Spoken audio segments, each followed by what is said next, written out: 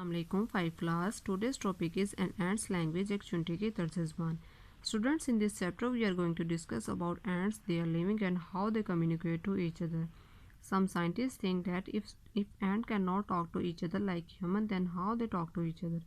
कुछ साइंसदानों का ख्याल था कि अगर चुनटियाँ एक दूसरे के साथ इंसानों की तरह बात नहीं करती तो वो किस तरह एक दूसरे के साथ कम्युनिकेट करती हैं. इस चीज़ को जानने के लिए उन्होंने एक टेस्ट किया. उन्होंने एक की लिया, उसको छत के साथ लगा दिया, उस कील के साथ एक रस्सी को बांध दिया और उस रस्सी को एक जैम जार के अंदर रख दिया. उन्होंने उस जैम जार के अंदर एक चुंटी को भी रखा. चुंटी जो कि जैम जार के अंदर मौजूद थी, इस रस्सी के ज़रिए दीवार पे बने हुए एक होल के अंदर दाखिल हो गई. थोड़ी देर के बाद साइंटिस्ट ने देखा कि उस चुंटी के साथ बाकी चुंटियाँ भी हैं, वो उसी रस्सी के थ्रू 1 बाय 1 करके इस जार के अंदर दाखिल होना शुरू हो गई. फिर साइंटिस्ट ने साइंटिफिक इंस्ट्रूमेंट्स का इस्तेमाल करते हुए ये देखा कि चुंटियाँ जो है वो स्पेशल केमिकल रिलीज़ करती हैं.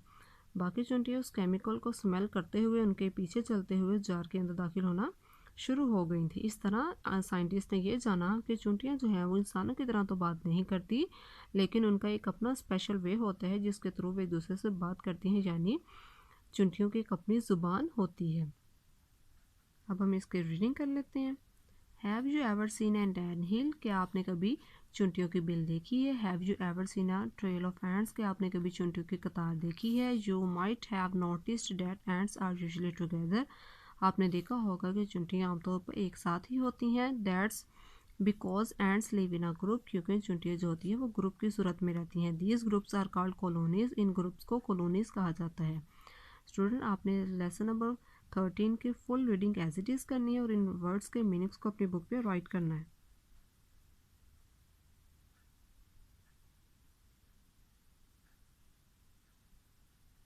Now move to the next activity. Write the letter of the phrase that best answer for each question. First one is, what was the main problem in this story? Story का main problem क्या था? Right answer is finding out whether ants talk to each other. Students, आपने इस activity को as it is अपनी book पे solve करना है. Match the word in column A with its meaning in column B. Column A में words दिए गए, कॉलम बी में उनके मीनिंग्स. आपने राइट वर्ड को राइट मीनिंग के साथ मैच करना है. Find the best word to filling the blank. अब फिलिंग द ब्लैंक्स फिल करेंगे हम. Bunch, instruments, can't, confused, unfamiliar. ये वर्ड्स दिए गए. इन वर्ड्स का प्रॉपर इस्तेमाल करते हुए इन वर्ड्स को, इन लाइन्स को कंप्लीट करेंगे. Some flowers have special dash. Can't, he brought a bunch of flowers for his sister. The dentist used many instrument to pull out my tooth. इस एक्टिविटी को as it is अपनी book पे solve करें. Next topic is phonics. Phonics means sounds. Splash, spring, tree. The letters SPL, SPR and THR are found at the beginning of many words. Each of these letters combination stands for a blend of consonant sounds. Students, SPL, SPR और THR ये तीनों letters जो हैं वो तमाम consonants हैं, यानी कि इन तीनों कॉन्सोनेंट्स ने मिलकर एक ब्लेंड बना दिया. अब आपने इन ब्लेंड्स का इस्तेमाल करते हुए इन सेंटेंसेस को कंप्लीट करना. एक्टिविटी है, each sentence below contains an incomplete word. Use SPL, SPR or THR to complete the word. I knew she had thrown the ball. Walk through the forest with me. Access bank from a dark corner. Solve this activity, students, as it is on your book. Next topic is compound words. Compound words. जब हम to different words को combine करके एक new word बनाते हैं तो उसको हम कंपाउंड वर्ड कहते हैं.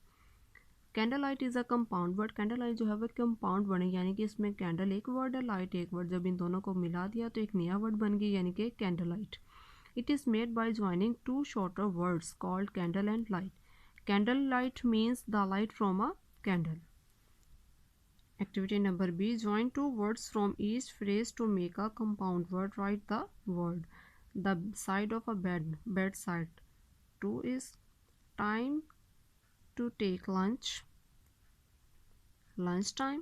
The beat of a heart. Heartbeat. A book for school. School book. The light from a torch. Torchlight. The yard of a farm. Farmyard. Solve this activity, students, and this on as it is on your book. And underline these lines too.